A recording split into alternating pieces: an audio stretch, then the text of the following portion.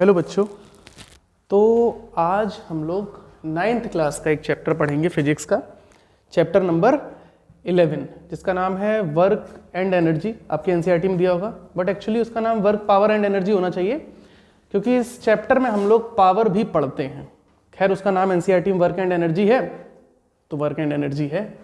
Work power and energy या work and energy chapter आज हम लोग पढ़ेंगे, शुरू करेंगे। तो वर्क एंड एनर्जी समझने से पहले थोड़ा सा हम लोग पीछे चैप्टर यानी कि चैप्टर नंबर जो हमारा 9 था, जिसमें हम लोगों ने फोर्स के बारे में पढ़ा था, उसकी थोड़ी सी बात कर लेते हैं। और थोड़ी सी बात चैप्टर नंबर 8 की करेंगे, जिसमें हम लोगों ने डिस्प्लेसमेंट पढ़ा था। तो फोर्स का मतलब होता है, अगर कोई आपसे पूछे कि फोर्स क्या होता है, तो आप कहेंगे कि फोर्स का मतलब होता है अगर हम किसी चीज़ पर कुछ वर्क करें, कुछ फोर्स लगाएं, और अगर वो उसमें कुछ पुश या पुल करने से उसमें कुछ इफेक्ट हो जाए, मतलब force is nothing, it is push और पुल। अगर हम किसी चीज को पुश कर रहे हैं या किसी चीज को पुल कर रहे हैं तो इट इज कॉल्ड फोर्स। सीधी सी बात। और क्योंकि अभी हम लोगों ने वर्क पढ़ा नहीं है, तो ये कहना सही नहीं होगा कि अगर हम किसी पे वर्क करें दैट मीन्स वहां हम फोर्स अप्लाई कर रहे हैं। ये सारी बातें थोड़ी कम समझ में। भी शुरू करने जा रहे हैं तो पहले आप लोग ये समझिए कि फोर्स क्या था। फोर्स था द पुश और पुल इज कॉल्ड फोर्स। अगर हम किसी चीज को पुश करते हैं तो वो फोर्स है, अगर हम किसी चीज को पुल करते हैं तो वो फोर्स है। ठीक, इतना हम लोगों ने पढ़ा। और एक चीज हम लोगों ने चैप्टर नंबर 8 यानी कि मोशन में पढ़ी थी कि डिस्प्लेसमेंट जो होता है it is the direction, the distance with direction, the distance with direction. Distance को अगर हम डायरेक्शन के साथ ले आए तो इट इज कॉल्ड डिस्प्लेसमेंट, और अगर बिना डायरेक्शन का है तो हम उसे क्या कहते हैं, तो फिर हम उसे डिस्टेंस कहते हैं। Distance with direction is called displacement, और distance without direction is called distance. Clear है। और डिस्टेंस डिस्प्लेसमेंट की आप लोगों ने डेफिनेशन वैसे पढ़ी भी होगी कि distance is the total distance covered by the body, total distance covered by an object, total distance covered by anyone. और डिस्प्लेसमेंट आप लोगों ने ये पढ़ा होगा, it is the shortest path, या फिर ऐसे पढ़ते हैं कि it is the distance, it is the distance between initial and final position. It is the shortest distance between initial and final position. Initial और फाइनल पोजीशन के बीच में अगर हम शॉर्टेस्ट डिस्टेंस बनाते हैं तो हम उसे क्या कहते हैं, डिस्प्लेसमेंट। या कोई शॉर्टेस्ट पाथ बनाते हैं तो हम उसको क्या कहते हैं, डिस्प्लेसमेंट। क्लियर है इतनी बात। अब इस चैप्टर की हम शुरुआत करेंगे, जिसका नाम है work and energy. Work and energy chapter बहुत अच्छा चैप्टर है, और मतलब बहुत ही ज़्यादा इंटरेस्टिंग है। इवन आपके लिए बहुत ज़रूरी भी है आप लोगों को पढ़ने के लिए, ना केवल 9th के लिए, और आगे फर्दर आप लोग जब आगे क्लासेस में जाएंगे। 10th में तो खैर इससे नहीं आता है, लेकिन जब आप लोग आगे जाएंगे और अपने कॉम्पिटिटिव एग्जाम्स वगैरह की भी तैयारी करते हैं, वहाँ पर भी सवाल पूछे जाते हैं इस चैप्टर। तो चैप्टर काफ़ी इंपॉर्टेंट है, ध्यान से सुनिए। चैप्टर में है work power and energy. Work power and energy. सबसे पहले हम बात करेंगे वर्क की। तो हमको ये तो पता है कि फोर्स क्या होता है, पुश और पुल इज कॉल्ड फोर्स, और डिस्प्लेसमेंट भी पता है कि distance with the direction is called displacement. अब वर्क क्या है, तो वर्क जो होता है, वर्क का मतलब होता है कि अगर हम किसी ऑब्जेक्ट पर फोर्स लगाएं, हम किसी ऑब्जेक्ट पर फोर्स लगाएं और उस फोर्स की वजह से उस ऑब्जेक्ट में कुछ डिस्प्लेसमेंट हो, उस ऑब्जेक्ट में कुछ डिस्प्लेसमेंट हो। डिस्प्लेसमेंट क्यों कह रहे हैं, क्योंकि बेटा डिस्प्लेसमेंट इसलिए कह रहे हैं क्योंकि जो भी डिस्टेंस वो मूव करेगा वो किसी पर्टिकुलर डायरेक्शन में होना चाहिए, यानी कि डायरेक्शन मैटर करेगा यहां पर। समझ में आ रही है। और जब भी डायरेक्शन मैटर करता है तो डिस्टेंस नहीं रहता है, it will converted into displacement. तो हम किसी ऑब्जेक्ट पर फोर्स लगाते हैं और अगर उस फोर्स की वजह से उसमें कुछ डिस्प्लेसमेंट कवर करता है वो, यानी कि कुछ डिस्टेंस विद डायरेक्शन कवर करता है, तो हम उसमें क्या कहेंगे कि उसमें वर्क डन हुआ है। तो वर्क डन का अगर हम फॉर्मूले की बात करें, फॉर्मूला ही आएगा सीधा इसका। वर्क डन क्या है, work done is equal to the force into distance moved in the direction of the force. और अगर डिस्टेंस मूव हो रहा है उसी डायरेक्शन में जिस डायरेक्शन में हमने फोर्स लगाया था, फोर्स दो प्रकार का, या तो हम ऐसे फोर्स लगा रहे होंगे, उसको पुश कर रहे होंगे, या हम उसको अपनी तरफ खींच रहे होंगे। दो ही डायरेक्शन में फोर्स हो सकता है, तो मतलब या तो पुश होगा या पुल होगा। तो force into displacement is called work done. Force into displacement is called work done, एक ही बात है। तो वर्क डन का फॉर्मूला क्या बनता है, W is equal to work done यानी कि W, या हम इसको WD भी लिख सकते हैं, वर्क डन, पूरा लिख ही दूं मैं। Work done is equal to होता है फोर्स इनटू डिस्प्लेसमेंट। अच्छा, इसमें कंफ्यूज्ड मत होना कि यहाँ मैंने डिस्प्लेसमेंट लिख दिया, यहाँ लिखा था distance moved in the direction of the force. बात एक ही है, मतलब डिस्टेंस का अगर कोई डायरेक्शन है तो वो डिस्प्लेसमेंट ही तो होता है। तो work done is equal to force into displacement. या हम इसको सिंबॉलिक फॉर्म में ऐसे लिख सकते हैं, वर्क डन का सिंबल होता है W और फोर्स का सिंबल होता है F और डिस्प्लेसमेंट का सिंबल होता है S। तो हम S ही लिखेंगे, यहाँ पर इस फॉर्मूले में D लिखा हुआ है, आप S कर लीजिएगा, ठीक है, कोई दिक्कत, हालांकि D भी लिखेंगे तो कोई प्रॉब्लम है नहीं। यहाँ S क्योंकि डिस्प्लेसमेंट का सिंबल S होता है, इसलिए ऐसे करके हम लोग इसको डिनोट करेंगे। W is equal to F into S, work done is equal to force into displacement, force into displacement. तो वर्क डन क्या है, फोर्स और डिस्प्लेसमेंट का प्रोडक्ट जो होता है वो कहलाता है डिस्प्लेसमेंट। अब जो अगली चीज आती है हमारे पास यहाँ पढ़ने के लिए वो ये होती है कि इसकी यूनिट क्या होगी। इसकी यूनिट बोले तो SI यूनिट क्या होगी। हर एक जो भी क्वांटिटी हमारे पास है हमको सबकी SI यूनिट पढ़नी होती है। आपने पीछे भी पढ़ी होंगी, मोशन चैप्टर में पढ़ी होंगी, फिर force and laws of motion में पढ़ी होंगी, फिर ग्रेविटेशन में पढ़ी होंगी, ठीक है।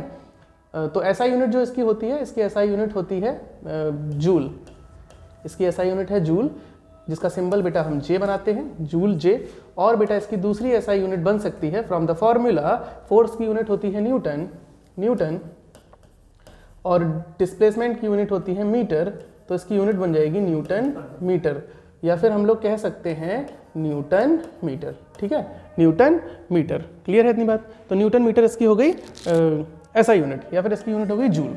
अब जब भी कोई चीज़ इस तरीके से लिखी है, जैसे यहाँ लिखा है वर्क डन, यहाँ लिखा है फोर्स इनटू डिस्प्लेसमेंट इक्वल लगा के, तो हम लोग इसको बोलते हैं कि it is directly proportional. Work done जो है वो फोर्स के और बेटा डिस्प्लेसमेंट दोनों के डायरेक्टली प्रोपोर्शनल होता है। डायरेक्टली प्रोपोर्शनल का मतलब होता है if we increase the force then work done also increase, if we increase the displacement then work done also increase. Directly proportional मतलब एक चीज बढ़ेगी तो दूसरी भी बढ़ेगी। मैथ में पढ़ते हैं हम लोग ये वाली चीज, 8th क्लास अभी आप लोग रिसेंटली पढ़ के ही आए हैं, तो पढ़ा होगा उसमें एक chapter direct and inverse proportion.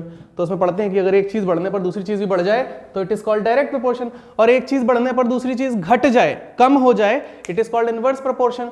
सबको पता होगा मैथ का, ठीक, ऑनलाइन क्लास लिए होंगे स्कूल में सब लोगों ने। तो work done is equal to force into displacement. If we increase the force बढ़ा दो तो वर्क डन भी बढ़ जाएगा। If we increase the displacement बढ़ा दो तो वर्क डन भी बढ़ जाएगा। क्लियर हो गई इतनी बात। यानी कि कोई भी चीज अगर बढ़ेगी तो डायरेक्ट उसका असर पड़ेगा, उसका डायरेक्ट असर पड़ेगा किस पर, वर्क डन पर। क्लियर है इतनी बात। आगे बढ़ते हैं। जो वर्क डन है वो वर्क डन के कुछ बाद में समझते हैं इसको। वर्क डन से अच्छा क्या क्या हो सकता है पहले हम लोग ये समझते हैं, ठीक है। अगर हम लोग किसी पे वर्क डन कर रहे हैं तो वहां पर क्या क्या हो सकता है उसको समझने की कोशिश करते हैं। तो पहली चीज है, यहाँ लिखा है एग्जांपल्स ऑफ वर्क डन, आप लोग देख सकते हैं। एग्जांपल्स ऑफ वर्क डन में हम लोग क्या क्या देख सकते हैं, चेंज इन पोजीशन और डिस्प्लेसमेंट। अगर हम किसी पर वर्क डन करते हैं तो उसकी पोजीशन चेंज हो सकती है, उसकी पोजीशन चेंज हो सकती है। आप लोगों ने पिछले चैप्टर में यानी कि 9 चैप्टर में बैलेंस्ड एंड अनबैलेंस्ड फोर्स पढ़ा होगा, ठीक है। तो अगर हम किसी पर बैलेंस्ड फोर्स लगाते हैं तो उसका शेप चेंज हो जाता है, उसका जो है वो शेप बदल जाएगा। मतलब if we put a ball in our hands and press like this, तो क्या होगा कि जो बॉल है वो पिचक जाएगी, तो उसका शेप जो है चेंज हो जाएगा।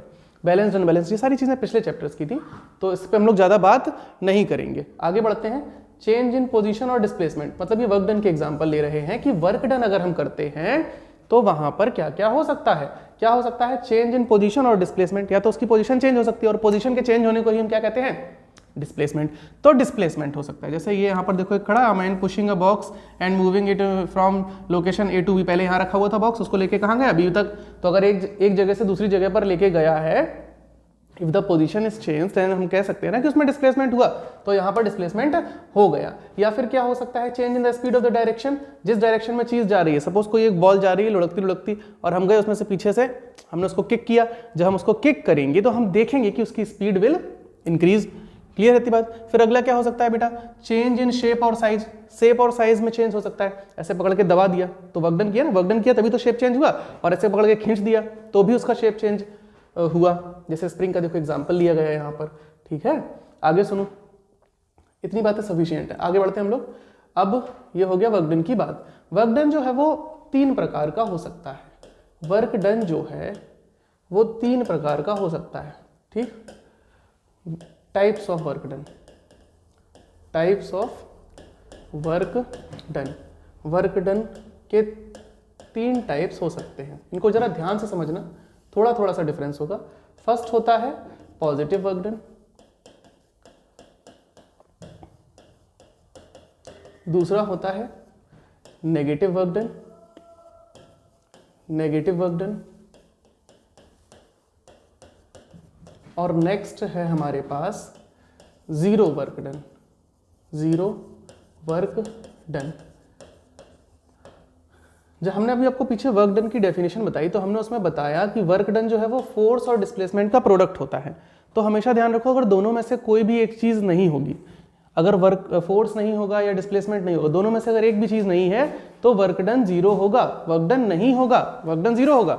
लेकिन अगर दोनों चीज़ें होंगी, मतलब फोर्स भी होना चाहिए और डिस्प्लेसमेंट भी होना चाहिए, तब हम कहते हैं कि वर्क डन होगा। तो वर्क डन होने के लिए कंपल्शन है कि वहां फोर्स भी लगना चाहिए और उस फोर्स की वजह से डिस्प्लेसमेंट भी होना चाहिए। क्लियर है इतनी बात? अब सुनिए ध्यान से। फर्स्ट क्या है? पॉजिटिव वर्क डन, सेकंड क्या है? नेगेटिव वर्क डन, एंड फिर क्या है? Zero work done. तो पॉजिटिव वर्क डन वो वर्क डन होता है जब हम किसी चीज पर फोर्स लगाएं, किसी चीज पर फोर्स लगाएं और जिस डायरेक्शन में हम फोर्स लगा रहे हैं उसी डायरेक्शन में उसका डिस्प्लेसमेंट हो जाए, डिस्प्लेसमेंट हो जाए। अगर डिस्प्लेसमेंट उसी डायरेक्शन में हो रहा है जिस डायरेक्शन में हम फोर्स लगा रहे हैं तो ये कहलाएगा पॉजिटिव वर्क डन। एग्जांपल ले लेते हैं, देखिए जरा ध्यान से समझिए, एग्जांपल से समझ में आ जाएगा। आपका कोई फ्रेंड है, वो साइकिल चलाता हुआ जा रहा है, ठीक। अब वो साइकिल चला रहा है तो वो थोड़ी स्लोप है जिसमें वो ऊपर की तरफ चढ़ रहा है, स्लोपी एरिया है कुछ इस तरीके से। अब यहाँ पर वो अपनी साइकिल लेके चढ़ रहा है, ठीक है। देखो कितनी अच्छी साइकिल है, ये साइकिल लेकर वो ऊपर की तरफ चढ़ रहा है, ठीक, कैसे बैठा हुआ है। अब आप गए पीछे से और आपने क्या किया कि इसको पीछे से धक्का दिया, इस साइकिल को पीछे से धक्का दिया।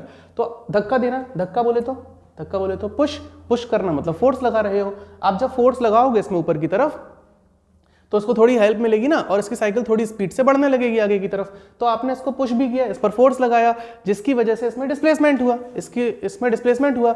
अगर फोर्स लगाने से डिस्प्लेसमेंट हुआ, इसका मतलब है कि ये वर्क डन कैसा होगा? पॉजिटिव। फोर्स लगाने से उसी डायरेक्शन में डिस्प्लेसमेंट हुआ, जिस तरफ आपने फोर्स लगाया उसी तरफ डिस्प्लेसमेंट हुआ, तो work done is called positive work done, ठीक, क्लियर हो गया। दूसरा क्या होता है? Negative work done. Negative work done का मतलब होता है कि आप फोर्स तो किसी डायरेक्शन में लगा रहे हो लेकिन डिस्प्लेसमेंट किसी दूसरे डायरेक्शन में हो रहा है। एग्जांपल, अभी आप किसको फोर्स कर रहे थे? साइकिल को। अब इस जगह वो कार से आया अपनी, ठीक, और उसकी कार जो है उसका इंजन हो गया खराब। अब कार ऊपर चढ़ नहीं पा रही है, कार बहुत भारी होगी ना, कोई भारी सी कार लेना, स्कॉर्पियो वगैरह है, नैनो मत सोचना। तो यहाँ पर कार खड़ी है, अब कार में क्या किया? आप पीछे से धक्का लगा रहे हो लेकिन कार जो है वो पीछे आ रही है। आप धक्का लगा रहे हो, आप उसको फोर्स कर रहे हो इस डायरेक्शन में, जरा ध्यान से देखो इसको, आप इसको फोर्स कर रहे हो। कार, यहाँ पर कार इसको अज्यूम कर लेना, ठीक, इस साइकिल को ही कार मान लो। आप इस पर फोर्स लगा रहे हो इस डायरेक्शन में, लेकिन कार क्योंकि हैवी है, आप फोर्स लगा रहे हो इस डायरेक्शन में, कार हैवी होने की वजह से वो आ रही है इस तरफ। तो डायरेक्शन ये है, डिस्प्लेसमेंट ये, फोर्स का डायरेक्शन ये, फोर्स का डायरेक्शन ऊपर की तरफ, बट डिस्प्लेसमेंट का डायरेक्शन अपोजिट, नीचे की तरफ। तो ऐसे वर्क डन को हम कहते हैं नेगेटिव वर्क डन। पॉजिटिव क्या है? जिस डायरेक्शन में फोर्स उसी डायरेक्शन में डिस्प्लेसमेंट। नेगेटिव क्या है? जिस डायरेक्शन में फोर्स उसके अपोजिट डायरेक्शन में डिस्प्लेसमेंट। क्लियर हुई इतनी बात? आगे क्या है? Next is zero work done. तो जीरो वर्क डन क्या होगा? जीरो वर्क डन वो होता है, इसको बहुत ध्यान समझना, पॉजिटिव नेगेटिव बहुत इजीली समझ में आ जाता है, लेकिन जीरो वर्क डन में थोड़ा सा कंफ्यूजन हो सकता है, इसलिए ध्यान से सुनो उसको। जीरो वर्क डन क्या होता है? जीरो वर्क डन वो होता है जहां पर या तो फोर्स जीरो हो या तो डिस्प्लेसमेंट जीरो। इसके डायरेक्ट एग्जांपल पर आते हैं हम। जैसे आप किसी सर्कुलर पाथ में ऐसे करके गोल गोल घूम रहे हैं, आप ऐसे गोल गोल घूम रहे हैं, ये सर्कुलर पाथ है, यहाँ पर आप हैं, यहाँ से आप घूमते हुए आए सर्कुलर पाथ पे, ऐसे घूम घूम के फिर वापस यहीं आ गए। तो जब आप घूम के वापस आओगे, इन दैट केस आपका डिस्प्लेसमेंट क्या हो जाएगा? डिस्प्लेसमेंट हो जाएगा आपका जीरो, क्योंकि जिस पॉइंट से आप चले हो वहीं पर आप वापस आ गए। अगर आपका इनिशियल और फाइनल पोजीशन एक ही होती है तो हम कहते हैं कि डिस्प्लेसमेंट क्या होता है? जीरो। और अगर डिस्प्लेसमेंट जीरो हो गया, तो हम क्या करेंगे? वर्क डन, सॉरी, हम लिखेंगे work done is equal to force into displacement. अब फोर्स की वैल्यू आप चाहे यहाँ 2 लाख लिख दो, चाहे 10 करोड़ लिख दो, लेकिन डिस्प्लेसमेंट अगर जीरो हो गया तो ओवरऑल आंसर विल जीरो।